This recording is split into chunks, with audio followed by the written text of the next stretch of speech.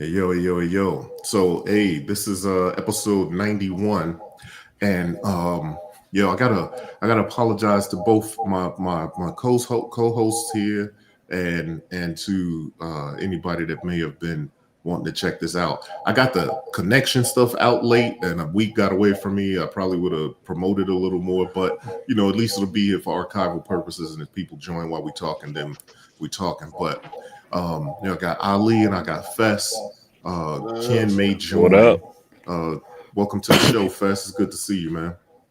It's good to be back. Yeah. And I wanted to talk about,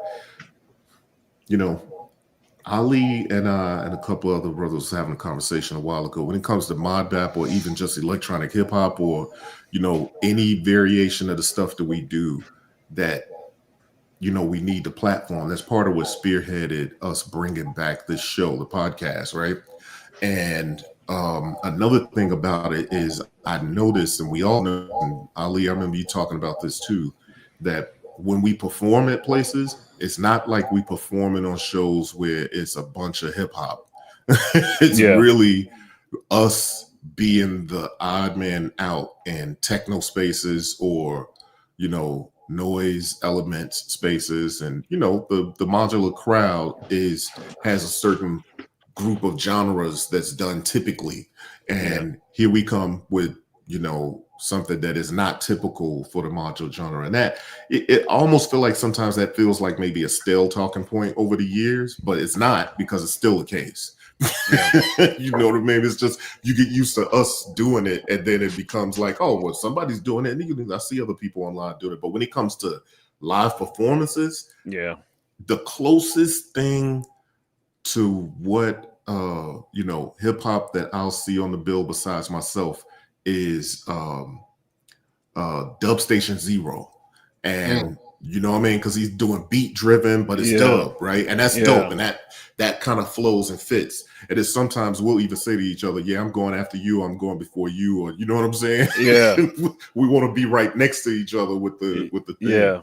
But I think there's something there though, man. Like, I think there's probably some ebbs and some flows or some synergy and some discourse on the topic of when you're doing hip hop driven music in techno spaces. Not that there's any hate or anything, but I think there's something there. What y'all think about that?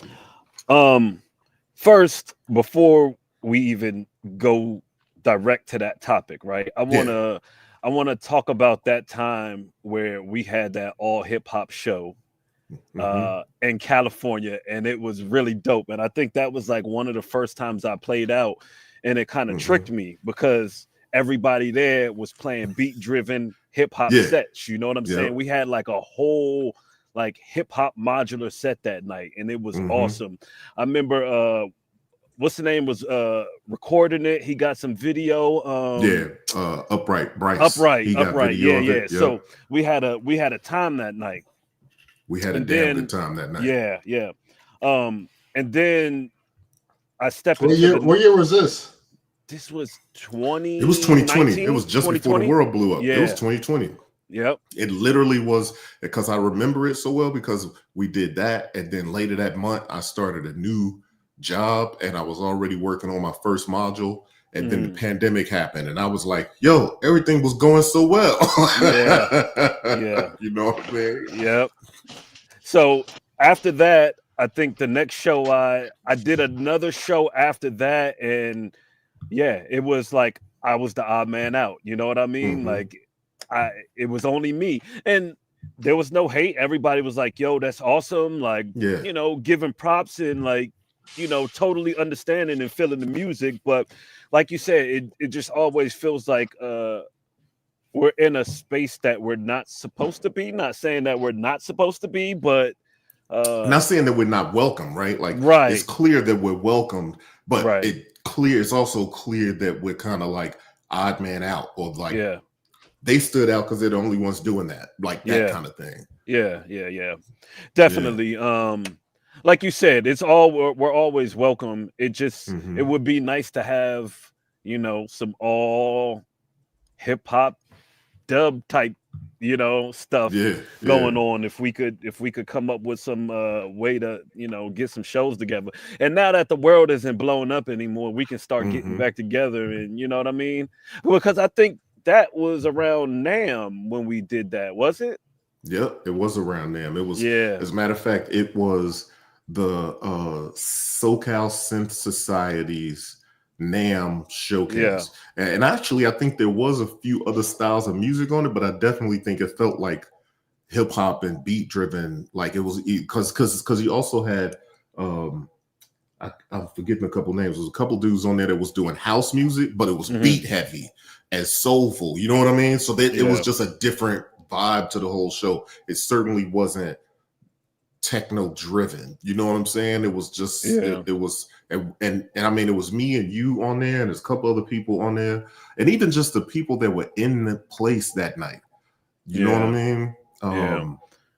Fess, how you feel since you do hip hop and techno? Like like when you go to a set like this, are you more tailoring it towards techno because it's what people expect, or?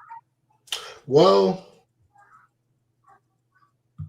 it all comes purely from how I view everything in the space and how I got into the space, and that is from a DJ perspective. I'm a DJ. I grew up DJing in Chicago, and in Chicago, we got to play everything.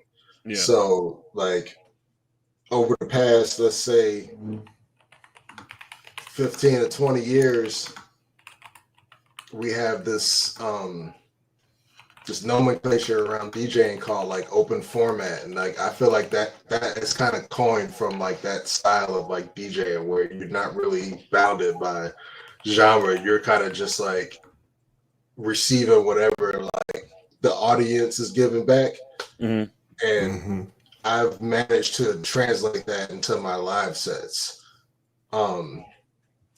Genre fluidity is just like something that my foundation as an artist is just built on.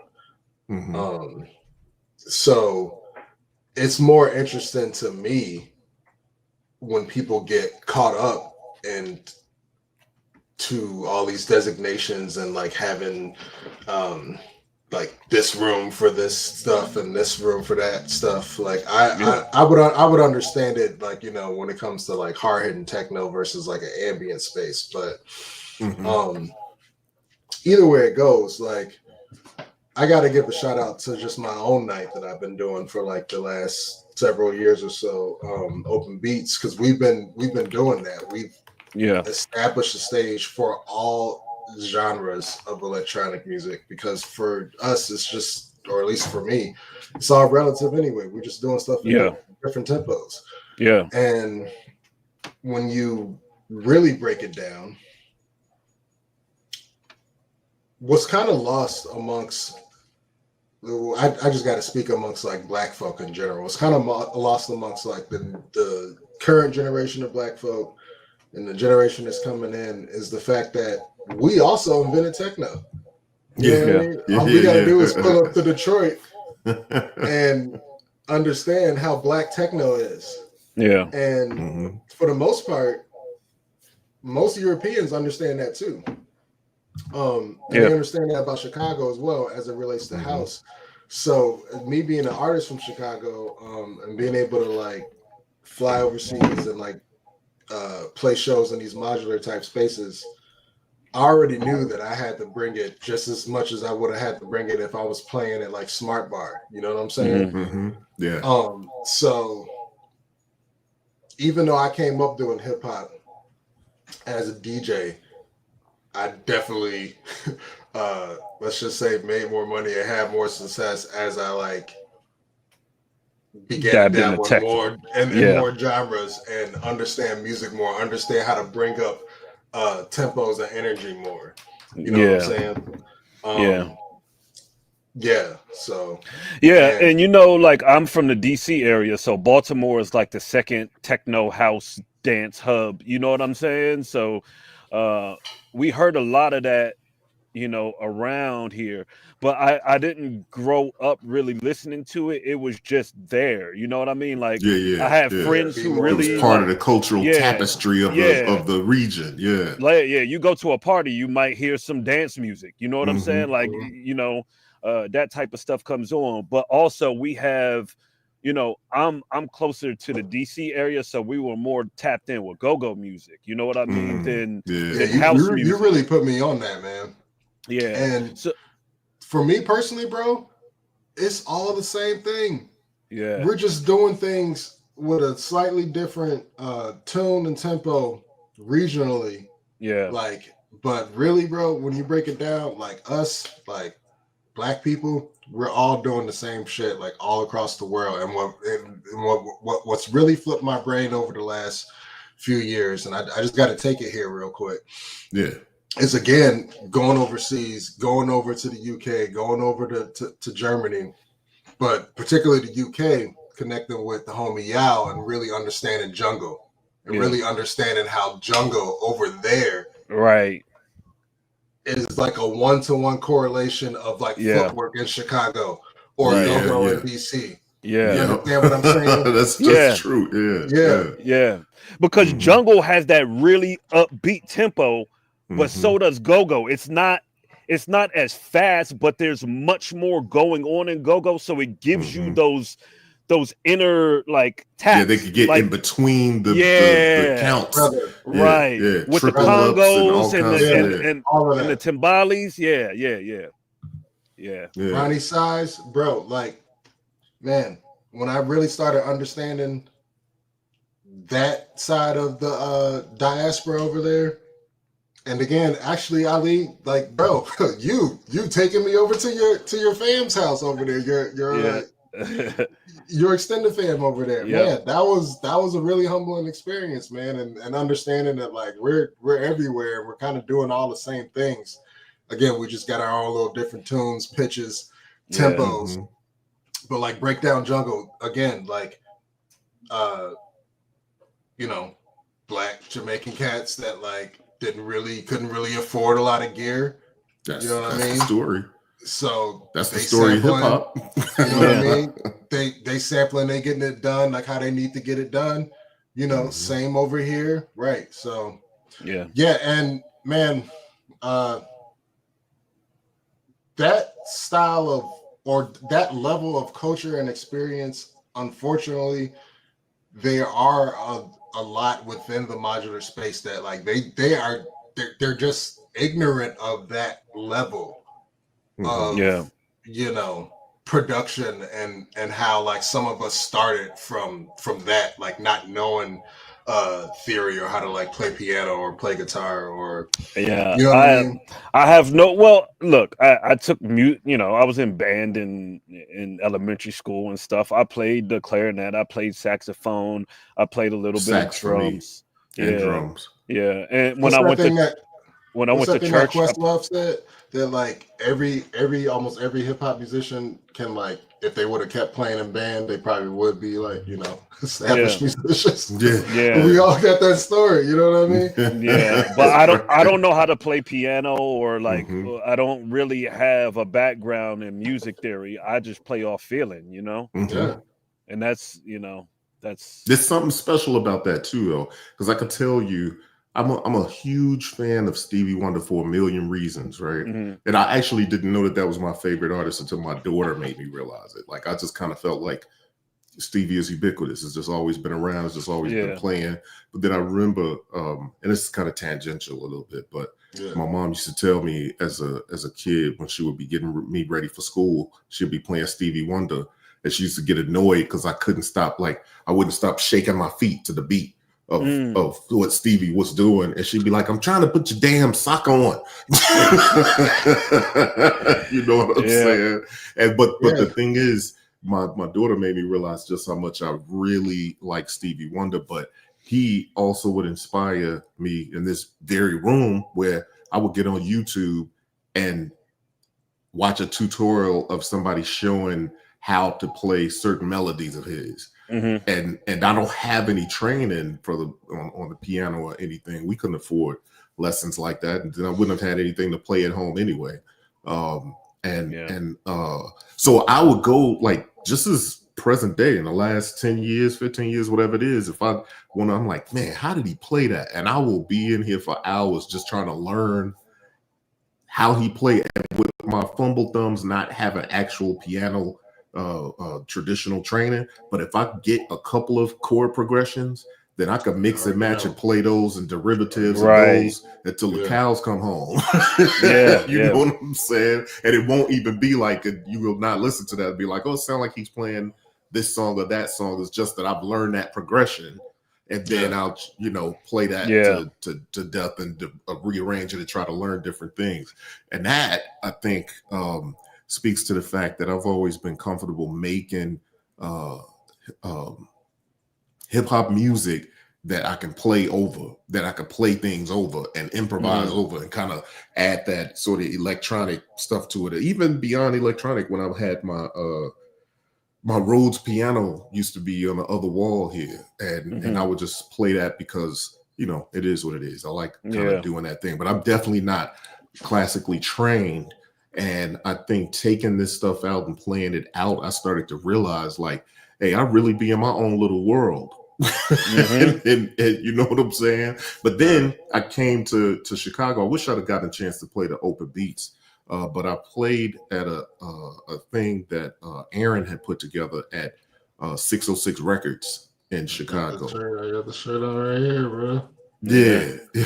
Right here. Yeah, no doubt.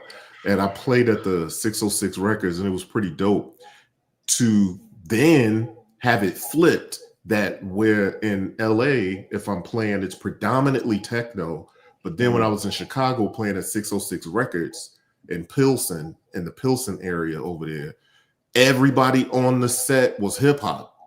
And it was dope because also cats was having their 404s, and they was having whatever they was playing their stuff on.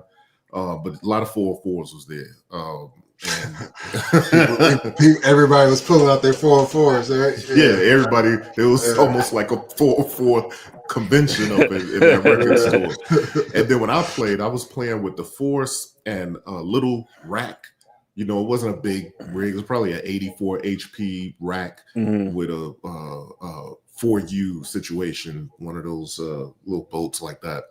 And I was playing the kind of stuff that I do, and I didn't know. I was like, I'm not sure how Cass is gonna take this, because I do be, you just don't know. You be in your own world. I have played at a joint with Shiro where we were opening for, and this was a tripped out night. We were opening for J Electronica. So we was the only dudes there doing beat sets. And the other cats that were opening were all MCs or rap groups or whatever it was. And we did the beat set, and Jay Electronica and his DJ wanted us to go just before them. And as we were ending our set, they were literally at the DJ stand and walking on stage. It felt like it was an interesting thing. So that was one thing. But to be in Chicago at 606 Records and all of these younger beat makers and doing the stuff that they was doing, lo-fi and boom bap and all that, then I did what I was doing, and they was like, yo, that shit is so futuristic, and it was just nothing but love, you know what I mean? But it was just a different vibe because this is folks that's coming from the hip-hop culture and beat making culture that appreciated it, and it was a different vibe even with love from the other thing. Like you'd be in other spaces and people are still like, yo, that was dope, but this was kind of different. And when I went to Fess, I went to Open Beats once when I was in Chicago. I think it was Open Beats that you had on Milwaukee. You moved it to a different place. It wasn't on Milwaukee. It was somewhere else. Maybe it was Milwaukee further down the line. But I was kind of impressed that it was a little bit of all genres there. Yeah. You know what I mean? It was like a blend. And then too, because it was around NobCon, which incidentally is this weekend, but because it was around NobCon, you had people there from all over the place, Sweden, and all kinds of stuff. And that was dope. Yeah. So when you was building Open Beats, was that really a part of the genre fluidity? And just like, yo, come with what you do and you got a platform. Yeah, basically. I mean, so the whole concept was literally an open mic for electronic music. And at the time, so it was like 2016, I started this. Before that, we used to have this night here called Push Beats. And the Push Beats was more of a collective. Shout out to the homies that started that, Uncle L. They all know who they are. I don't need to shout them all out. But anyway, if it wasn't for Push Beats, I probably wouldn't really had thought that type of night would even take form. But because Push Beats established that in Wicker Park on on a happening night, you could have like, instead of DJs, you could just have like people set up with their laptops and Ableton controllers and whatever else they get, literally playing beats. And at the same time, we were kind of just from afar looking at what was happening in the LA with Low End Theory night. Yeah. With Flying Lettuce and Gaslight Peddler and Daddy Kev. So yeah, there's a few OGs out there. Like I feel like you know the homie Radius, Corry. Like, also too, like seeing Radius move around the world and doing what he was doing from a Chicago perspective. Like, I don't know, there's something in the water here when it comes to like performing and also adding a bit of like improv on it. Like think about you know what I'm saying? Yeah. Like, think about House. Like Acid House, created by DJ Pierre from Chicago, you know, like that whole 9-minute track is just like him twiddling these knobs, like back and forth, like on like some improv shit.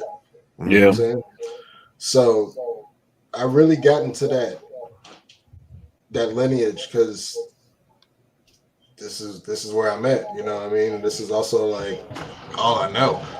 Yeah. So I feel like that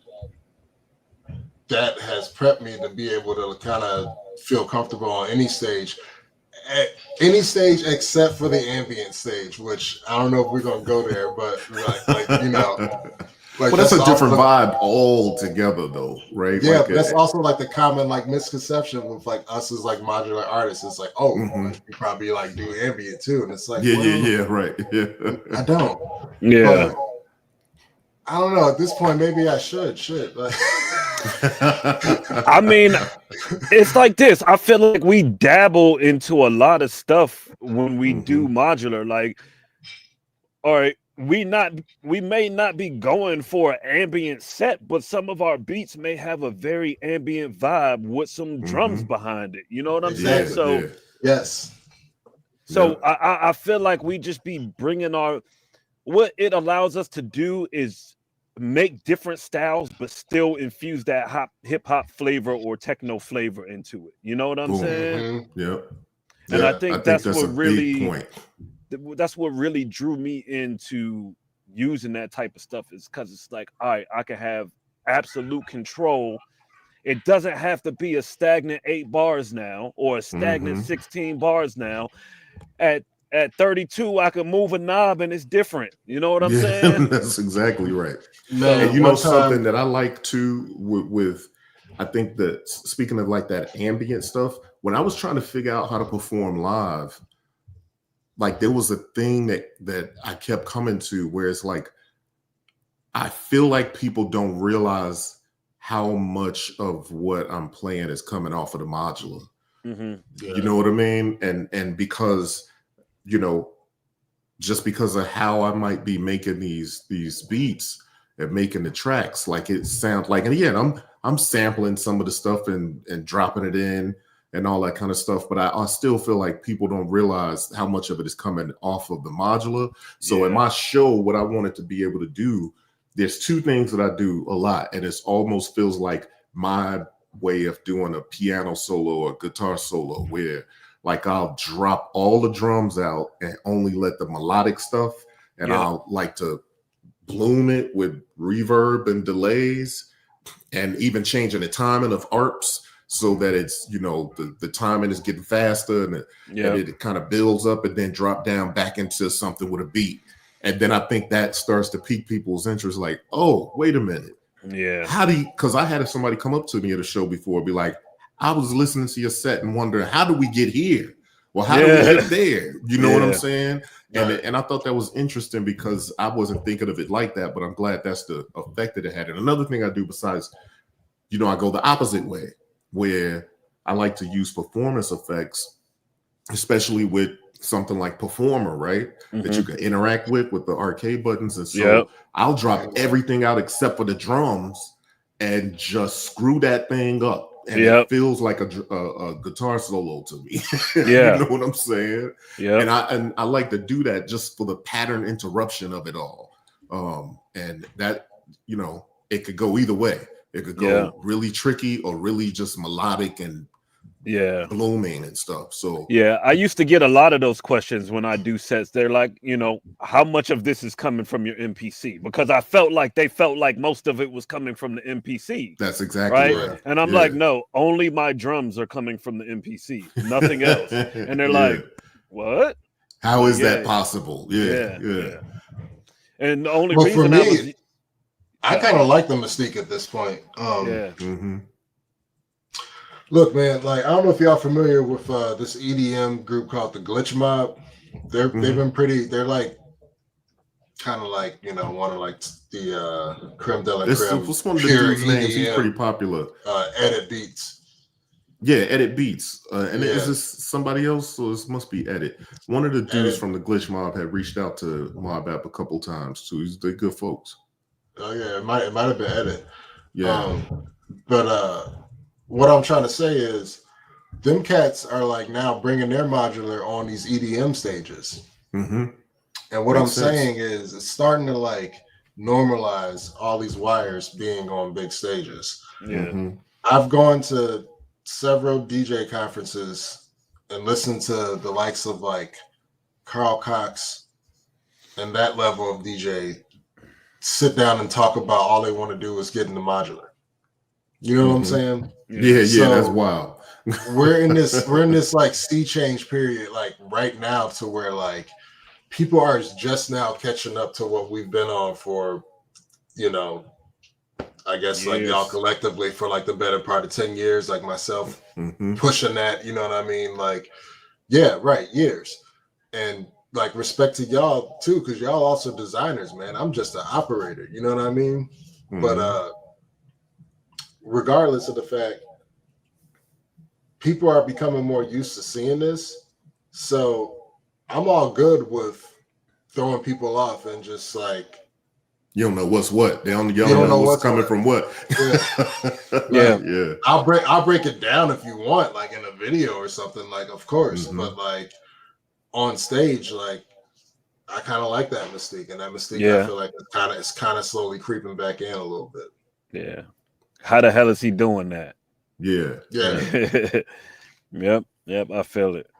That is dope. But so how y'all feel about like the so I was so distracted right now. I looked to the side, the painting, there's a painting, and the way the painting is, the thing on image is tilted like that. So when I just looked, I thought the thing was falling, but it wasn't. But how y'all feel about the type of equipment that's being brought out? Like I wanted to talk about, you know, I think all of our setups goes through changes. And actually, Fess, I'll give you props too on the thing. It feels like I've seen your setup change the most.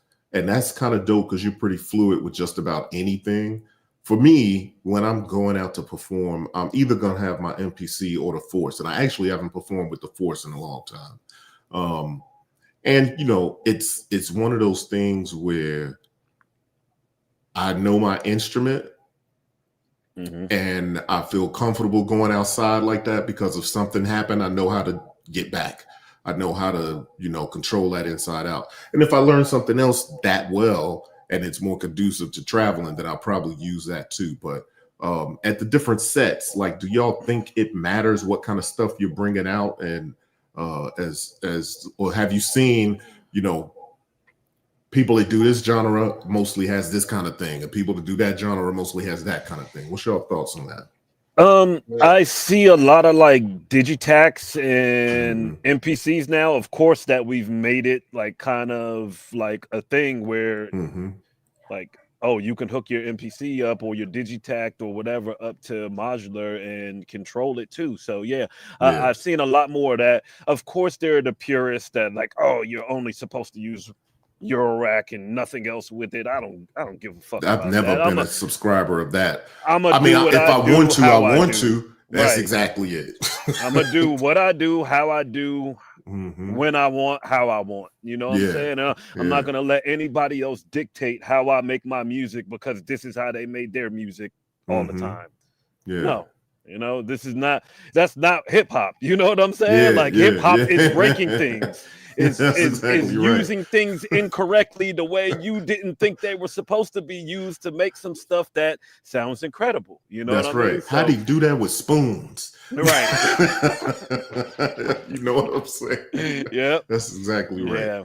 But yeah. You know, we're in wonderful times because you're just spoiled for choice, and like there's so much out there that can get it done. That's why you see me like switching around with so much stuff because I've taken like a couple journeys. Like the first journey, it was just straight all hardware. When I knew that I really wanted to start doing the beat thing like more forward as an artist. Of course, the main tool was Ableton Live. This was, you know, all the way back to like Ableton 8. Yeah, I guess, or 7. Yeah, no, 8. Yeah, 8, 9, yeah.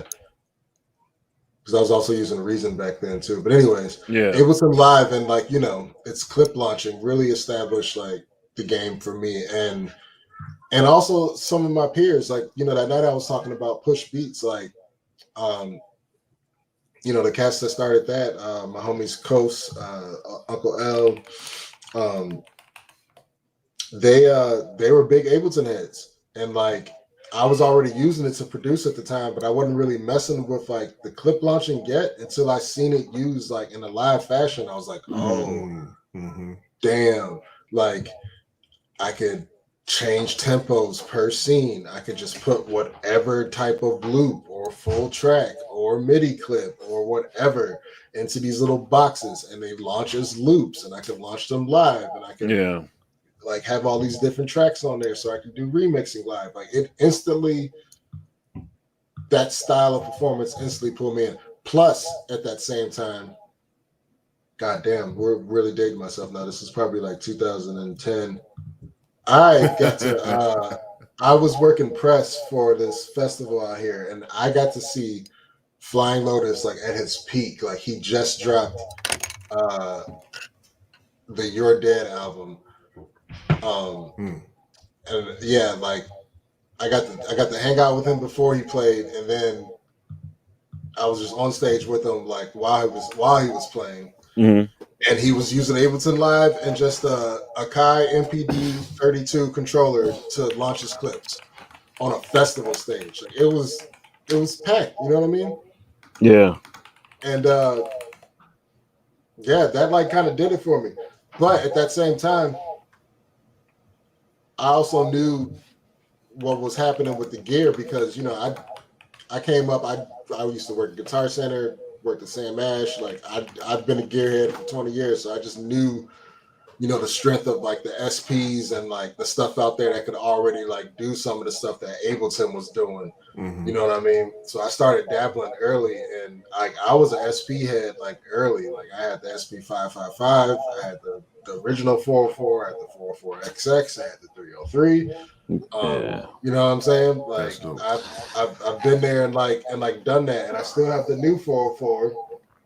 You know, and like did the was a part of like that whole launch video with the MP2.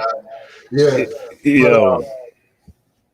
Yeah, I mean, there's just a lot to do, kind of like the same things.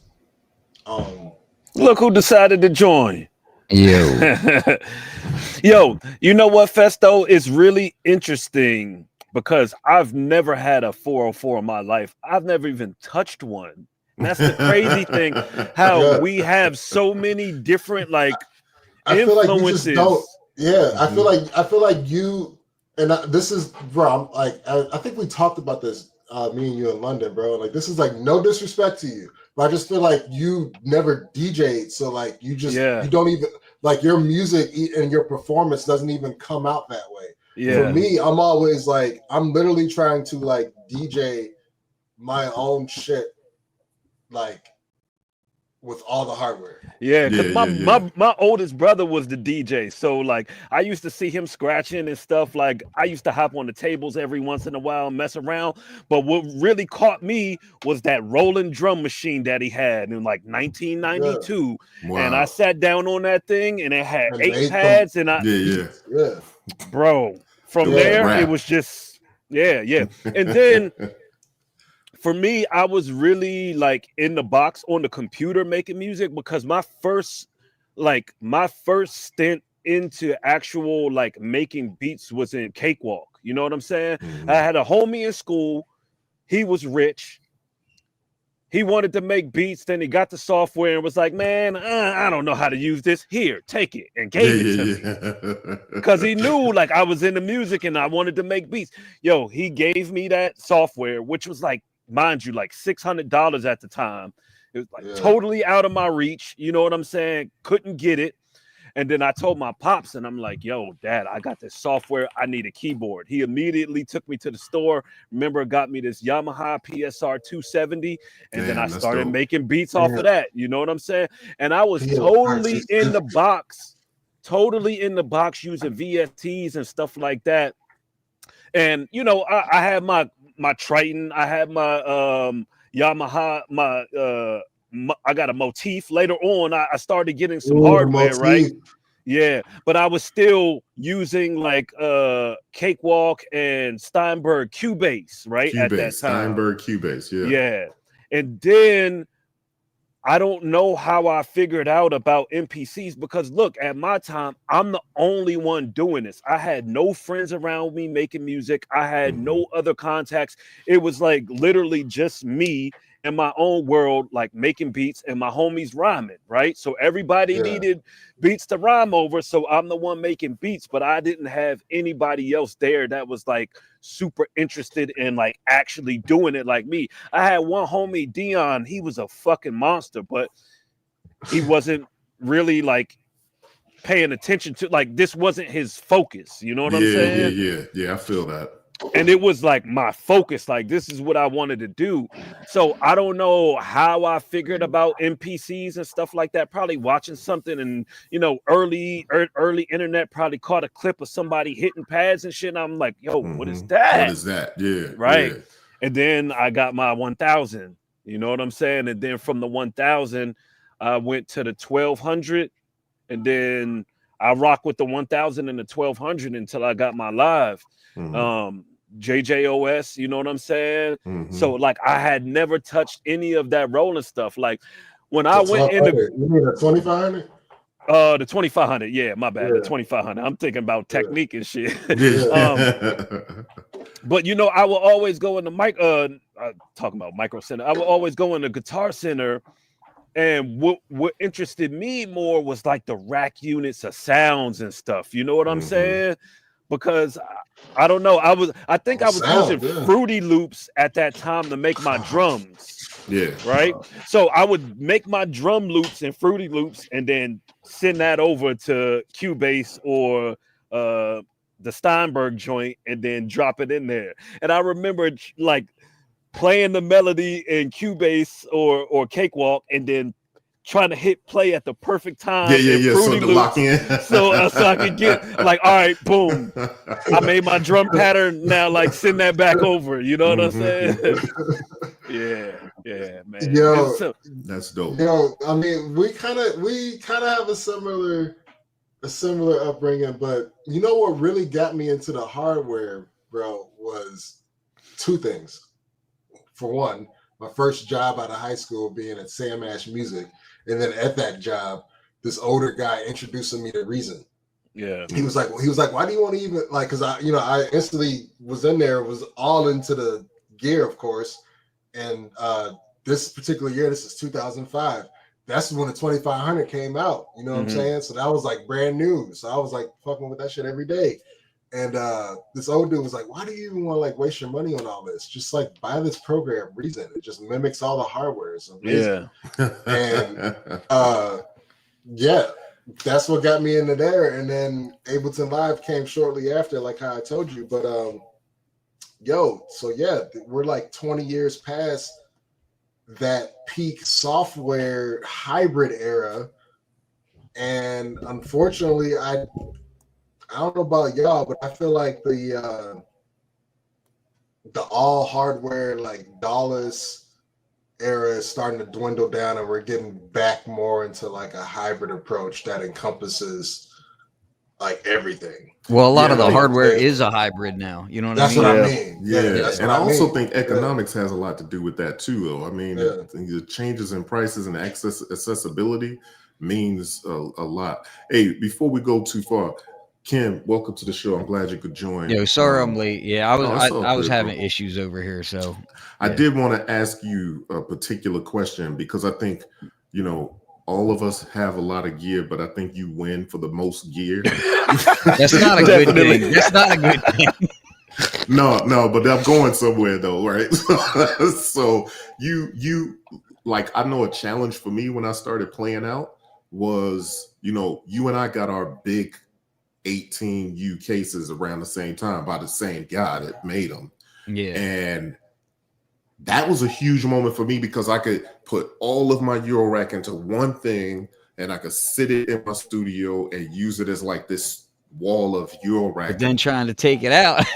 Boom. You ain't doing now that. I want to do a show. And I'm like, there's no way I'm about to do this. I've never even considered taking all that stuff out. And I know I went through months of figuring out how to whittle it down into a smaller portable case that I could take out and do something.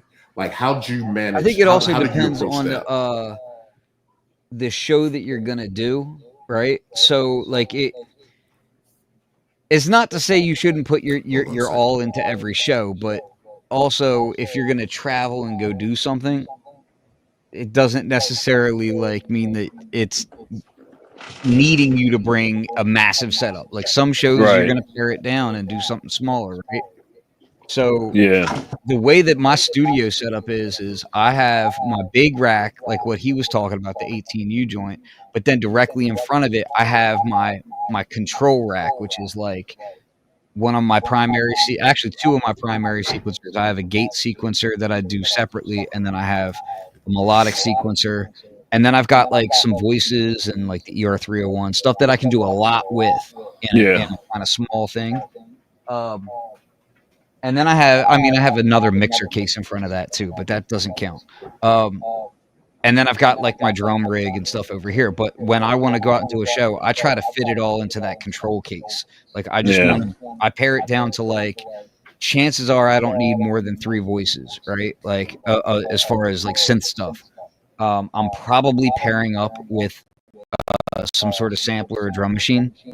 I think it's somewhat interesting when people do just modular only sets, but I also think that that's like being pretentious for the sake of being pretentious. Like, I get it, but also like, really, all you're doing is trying to make things harder for yourself. And the show isn't really about me. The show is about me providing something for you.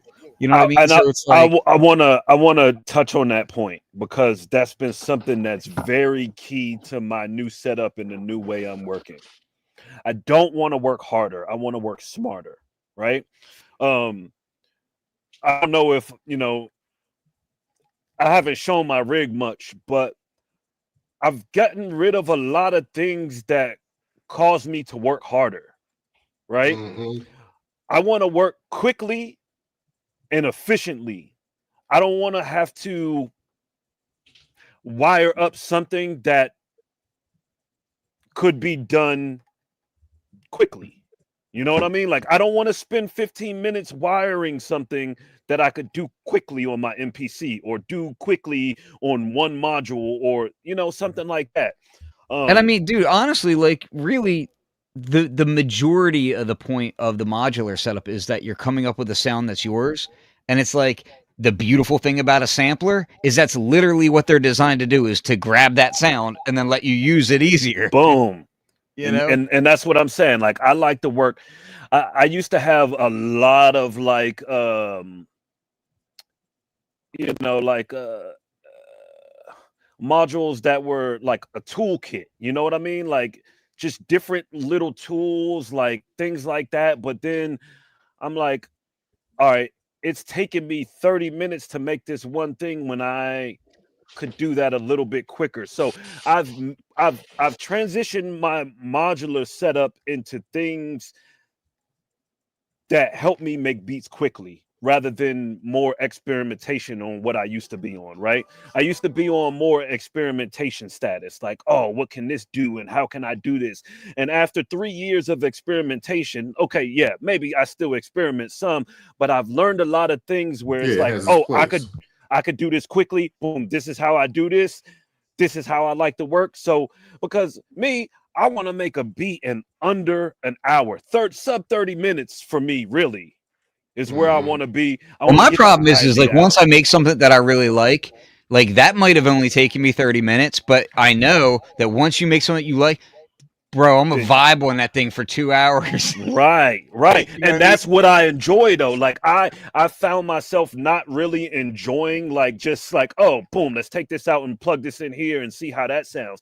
Like, no, let's get a basic, like very good sounding track going and then start exploring, right? And then start turning things and changing things. And I think it matters what you're doing with the set, because it's like I have a huge respect for especially techno artists that are doing live modular sets, and in those situations a lot of the time, like for instance, Travarsi, right? I love Shonda's work. Like when she is digging in, right, and doing a set, she has it so curated that she can, you know, manipulate all these little things and then bring them back, and keep things on a path. Like she has it all. She's got a massive collection of gear, but it's when she pairs it all down for a show, and it's designed to work as like a single instrument kind of thing. What just happened here? Yeah. Okay. Yeah. Don't do that to me. Yeah, I fully agree, and like, yeah, I mean, I feel like we've all played with her, and but usually, but my point though, real quick, is that like her set is like kind of like this one evolving piece, right? For she could do a 2-hour set, and it's this one piece that's going to evolve all the way through, right? And that's what it is. But a beat set, to me, it's not that, right? Like a beat set is very different from doing like a full live techno modular jam, right? It's a beat set. Like I might be doing very different beats. So I'm taking like these snippets of it, and it's like, it doesn't necessarily make sense to do the same sort of thing that Shonda would set up, right? That Travarsi would set up. It doesn't make the same kind of sense when my beats are going to be completely different and have a totally different like elements to them and that sort of thing. You know what I mean? Like I don't necessarily, and I've had friends that for, you know, back in the day, my buddy Serafino, when he would do his beats, we would use MPC 2000s, right? And whenever he would load up his set, it would all be like he could load everything at once. So all the beats would use like maybe, you know, for the most part, the same drums, and like he might switch up like a snare here or a kick there or whatever, right, to make it fit. But on that one disc and in that one load, he might have 5-6 different beats. And I never did that. I was never that kind of guy. I would always be, it's like I load up and that's one beat, and every beat was completely different. Every element was completely different. And it's like, man, it slowed me down so much compared to how he worked. You know what I mean? So like, but it was fine because we would have like 3 people on MPC. So like one person's loading, one person's playing, one person doing this. But he could do the whole thing himself off of one load and not have to worry about downtime like that, you know? That's the way I work. And always work like that. I always attribute it to the same reason I wear my watch on the wrong arm. Everybody's always like, "Oh, you're left-handed. That's where you wear your watch on the right hand." I'm like, "Nah, nobody told me when I started wearing watches you're supposed to wear it on the opposite side."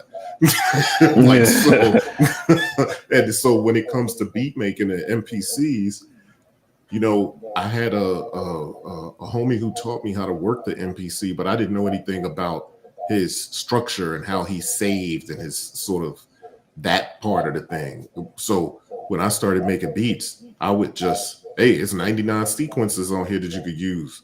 I'm about to use half of those. You know what I'm saying? That's how I drive my entire set. It's all, that's exactly it. It's all that's on one. Works for me today. Yeah. And that's how I'm able to blend from one to another quickly and get things lined up. Because all I gotta do is turn a knob, and then I know, like, at the end of this 4 bars, we jumping into the next one. You know. Mm-hmm. And see, now I do it totally different. What I do now is, and by the way, Ali, the echo's coming from you. You got to mute when you're not talking. So, the way that I do it now is I use blue box and black box, and I can just trigger from black box. I'll have just elements, individual elements from the beat that I make. And like that might be like a core piece of that track and then a core piece of the next track. So I can just basically fire off a sample live. It's way more precarious this way than just doing it by MIDI. But I like to actually perform when I'm up there. Like I like flying elements in, on the fly and not just hitting play on it, that kind of thing. Even if I could be tweaking things on the modular section of it, I still like to also be doing stuff on my samplers and whatnot. But yeah, I trigger off a element of the beat so that I can then fade in to the next beat, using it that way. So I'm kind of like building it up in different ways that way. I also think that's your DJ experience coming in too, right? Like for sure. And just learning your DJ sensibilities to come into it. For me, I'll tell you, the first time I was performing live. Now listen, I came up performing, but as an MC and with a band or with a DJ. It was a very different thing for me to start going out and performing as a beat maker. Yeah. You know what I mean? Like it was very different for me. And I remember the at the event where I met Ali. What was it, Synthplex? Ali, you came out to LA and we had that Modbap talk, that forum and stuff. So I did a beat breakdown that day with the Force on that panel. Excuse me, my camera started trying to autofocus somewhere.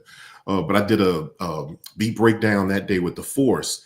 But then later we were just kind of in a suite. I can't remember whose suite it was in the hotel, and it was a bunch of us. It was like a little kickback for Beatmakers, and that was the day I met actually Ali and Travarsi, and we was up there and I was playing the beats that I had been working on because I was also, the Force was very new at that point, and I was showing folks the Force, and as I was playing the beats, voltage controller Shiro, he was like, "That's your set?" And I was like, "No, I ain't got no set." And he's like, "Sound like a set to me." And I was like, I don't know what I was thinking the set was or whatever, but I kind of felt like I wasn't there yet. And I wasn't, you know what I mean? I hadn't started performing out just yet. Soon thereafter I did, but he was, those few words he said made me realize like, well, this is it. You know what I mean? He's like, you just transition from one beat to another and from one beat to another. And but the thing I had to realize is that I was thinking too much about how other people perform with modular and how it seems more like it's one piece, like you were saying, Ken, that gets drawn out and sort of transforms into a crescendo or something different by the end. And where it comes to, hip hop and beat sets, it's like one beat, then another beat, then another beat. It's more like the way DJs blend different things. Yeah, that other format don't work for us, I feel like. Yeah, but I will say this. I'm seeing new products on the market recently that are diving into that whole concept and how that stuff works. Like for instance, there's that new piece called The Drop. So if you go check that thing out, man, because that's like, it's kind of designed for like EDM and techno and that sort of thing. I think it's more designed for that stuff in mind. But if you look at it from our perspective of how you can use something like that, it very much speaks to being able to take these more, finite blocky type productions that we have, meaning from beat to beat, and blend together and cross into things. And also on the modular side of things, I think it's Patching Panda has a module now that's like kind of perfect for building up like transitions between beats and stuff like that. So I'm starting to slowly see products come out that are really, picking up on ways of blending from like this to this, for making sets a little bit easier to transition. I'm getting on the sequencing side. I've got the Oxy 1 MK2, and I've been kind of slowly learning that. I've honestly been too busy with work and whatnot to really dig in. But what I'm seeing is the sequencing side of modular is getting so much better. It's catching up with, the sequencing side of like groove boxes and whatnot. And being able to take like your modular sequencer and have that also sequencing your actual samplers and whatnot is huge. Like in how you can build things up and transition and, make new beats and still keep everything kind of connected in the same way. So there's a lot to be said for where the technology goes on that. Yeah, I mean, you got to shout out the newer MPCs too, because they've kind of been on that. Like they've been fine sequencers for modular, and for me personally, I'm slimming down my live setup. Me too. Matter of fact, just a week ago, I played a pretty darn good 45-minute homecoming set for me at my Open Beats night. I say it's good because we finally managed to record it, and like I've been trying to record my sets for a while, but trying to get perfect recordings of them, like the perfect set, but also like the perfect recording that includes room noise of like yeah, I feel that. I finally managed to do that. So congrats on that, man. That's I huge. know. I think I need to like actually put that shit out. But anyways, it was just the. So my setup these days is just the 7U and push 3 and the launch control. And sometimes I use Move with that as well.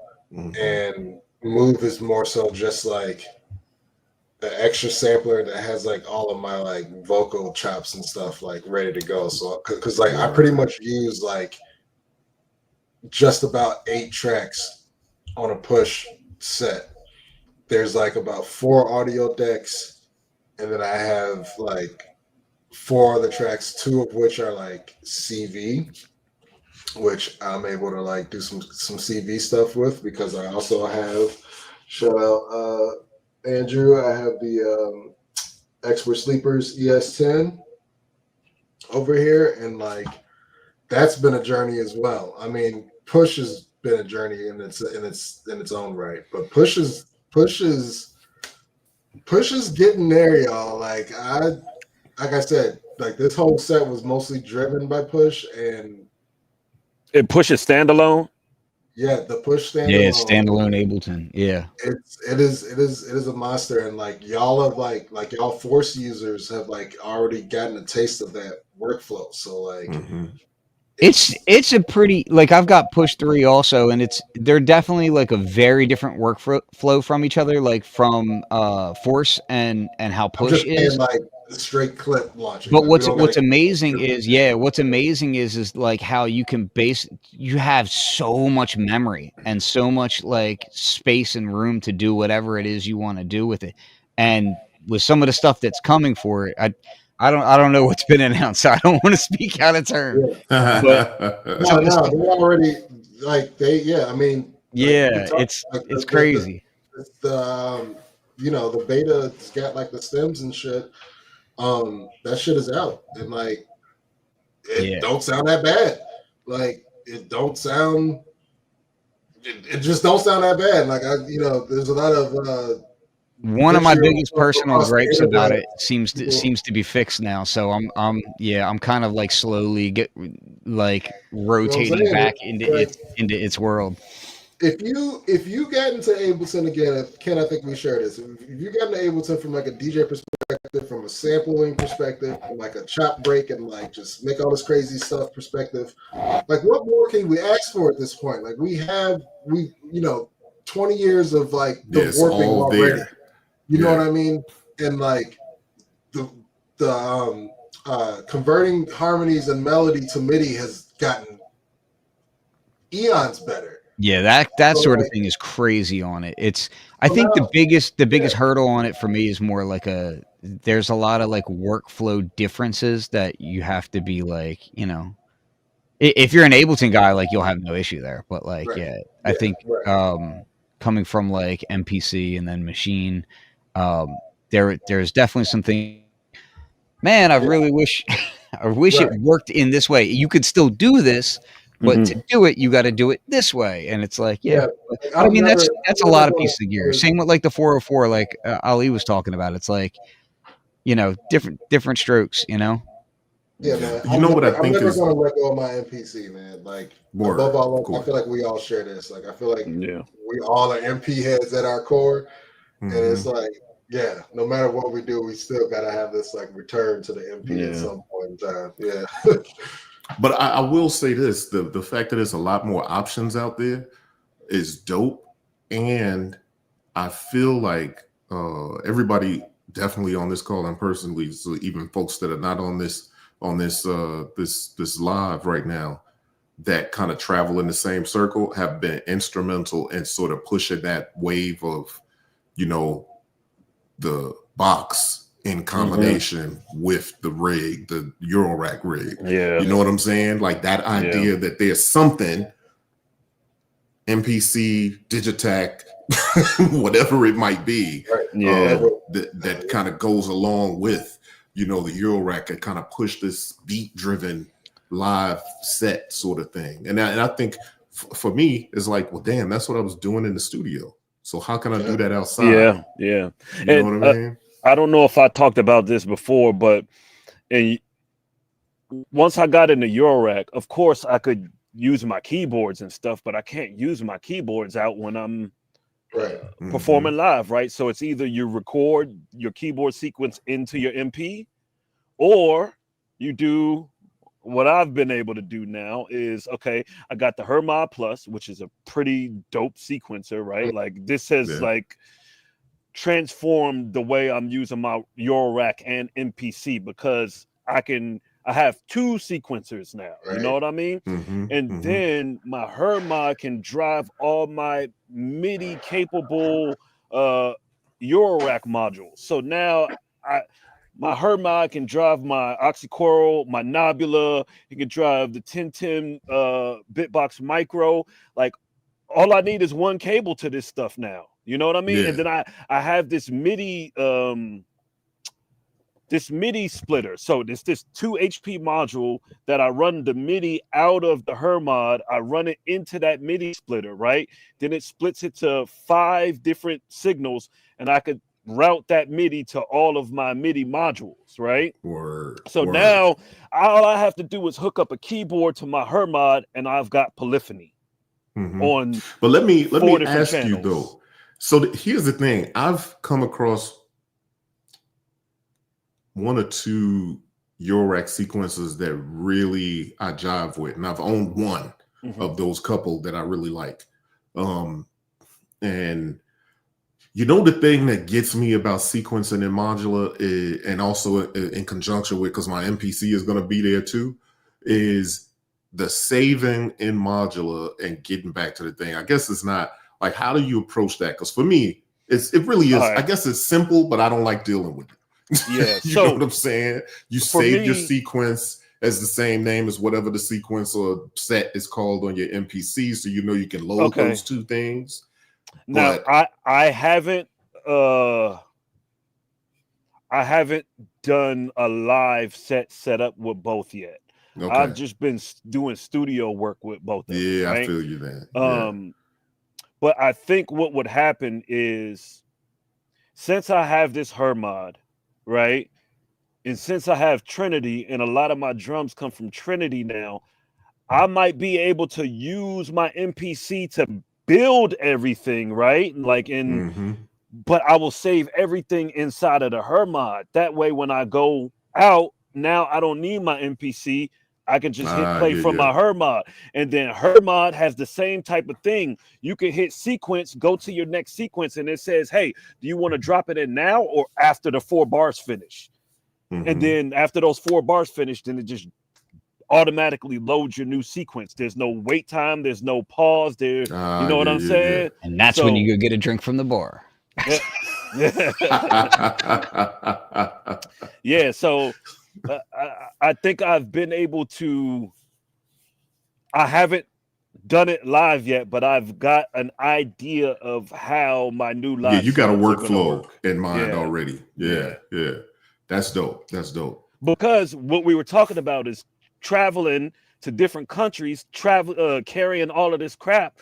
I learned my lesson, dude. Like having an MPC in my backpack, a whole bunch of cables, my modular travel case. You can't say bomb in the airport. Modular travel case, and then your luggage, and then you like get out of the airport and you're trying to lug all of this around with just yourself and no help. Like, nah, I need to slim down, bro. Yeah, that's real. That's real. Yeah, I get that. I thought I was done on the travel tip, but duty calls. Yeah, I'm be doing the exact same thing. So that's what I'm saying. I hear you, man. Slimming down. But shout out to you and your module too, man, because it's pretty efficient work. You know, throwing 20 different things into one. You know what I'm saying? So 'cause that's also like needed, and the I just want to say, man, I've had a few opportunities to play it on stage, and the playability on stage is like chef's kiss. Man. Being able to like dial in and recall like on the fly, like without like, you know, any mishaps. You know, that's same goes for the performer. You know what I mean? But like, y'all definitely like solve some issues in terms of like effects and being able to like, you know. I think that's the key though, man. When I think about slimming down, there's a couple things that happen for me at the same time. And I think the problem solving thing came into play when I started designing products, right? Because there's a couple things that came into play for me at the same time was starting to perform live and then realizing I needed to get the most out of the least space. Yeah, you know what I'm saying? Yeah. And so that's why I went something like you know, the idea that just like with Ali's module or with Performer, you can save things, and it also there's a lot of bang for your buck. I like Ali's giving you a lot of effects in his module, and then if I flip over to the idea of like something like Osiris, the fact that it has a bass oscillator, like sub oscillator, that's addressable separately.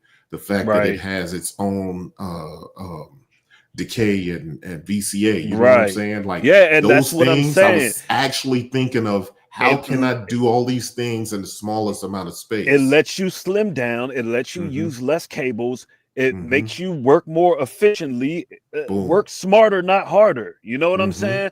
Like, if your module can contain a VCA or some type of envelope, like, do that, because then that's one less module that I need to put in my case to bring out on a set with me.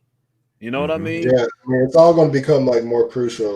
Like now, like people are starting to realize, like, you know, with the times that we're in right now, unfortunately.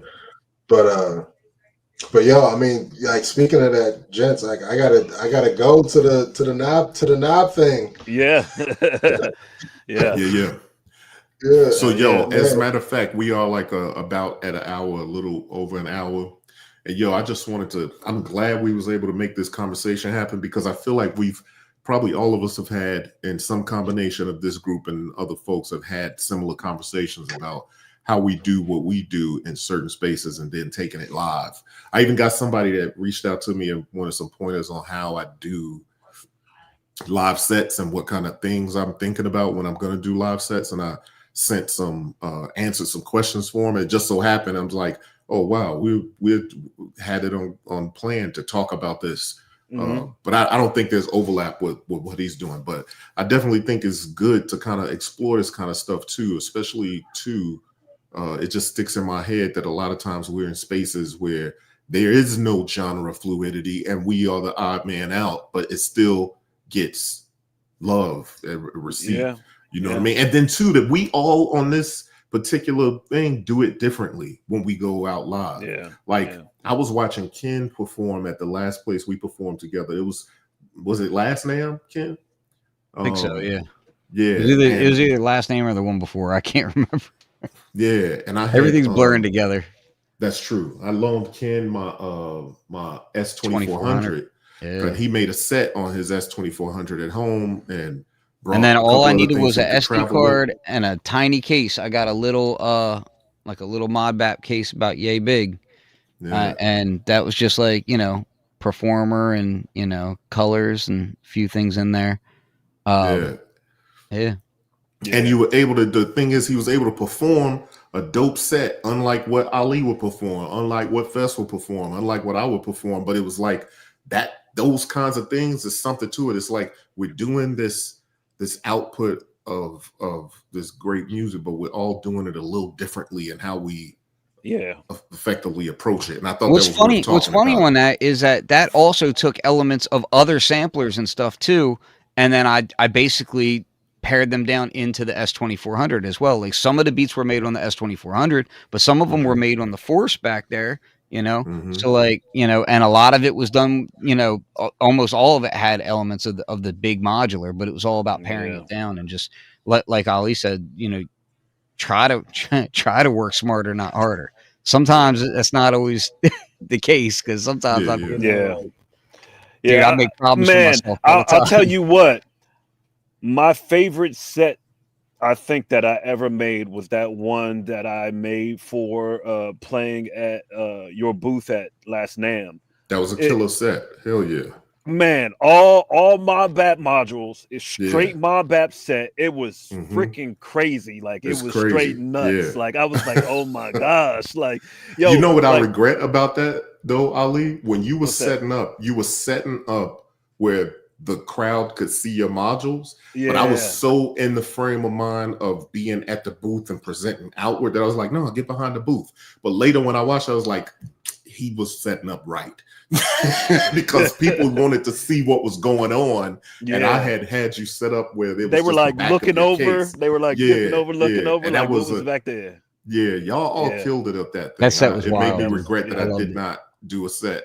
We had a good time that year, man. That was a real fun. Yeah, that was a fun show, man. I enjoyed it. But yeah, and that's the kind of thing. It's like, you know, we all had to travel to do that, so it was all about like kind of a minimalistic approach of like, what's the bare essentials that you need in order to do this set. You know? Yeah, that's real. And it was also pretty incredible that like you said, Ali, y'all were using a bunch of Modbap modules to do the stuff, and y'all, you know, it was interesting to see what y'all came up with that set of tools and stuff. You know what I'm saying? Yeah. So I mean, bro, just I got, you know, I still got the old hue. You know what I'm saying? The hue number 1. So like, bro, just Trinity plus hue is just. Yeah, he's got KnobCon going on, man. He got KnobCon. Mother had this conversation in real life with like a bunch of us. Yo, hey, Fess, while you're out there, go check out that who is it by MR? The people that make the MRCC, Conducive Labs. Have you seen their new synth? Conductive Labs or Conducive Labs? Yeah.